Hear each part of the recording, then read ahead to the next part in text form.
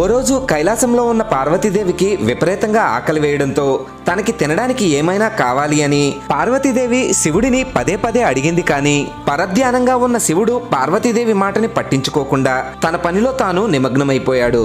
పార్వతీదేవికి క్షణక్షణానికి ఆకలి విపరీతంగా పెరిగిపోవడంతో చేతికి దొరికిన వాటిని దొరికినట్టుగా తినడం మొదలుపెట్టింది. కానీ ఎంత తిన్నా ఏమి తిన్నా పార్వతీదేవి ఆకలి మాత్రం తీరడం లేదు. అది గమనించిన శివుడు పార్వతీదేవికి అడ్డుపడడంతో పార్వతీదేవి శివుడిని తన నోట్లో వేసుకుని అమాంతం మింగేసింది. పార్వతీదేవి శివుడిని మింగిన వెంటనే ఆవిడ ఆకలి చల్లారింది. కానీ శివుడి గొంతులో ఉండే గరళ ప్రభావానికి పార్వతీదేవి శరీరమంతా పొగలు కక్కుతూ చర్మమంతా వదులుగా మారి కాంతిహీనమై బూడిద రంగులో ఉండే వృద్ధురాలిగా మారిపోయింది.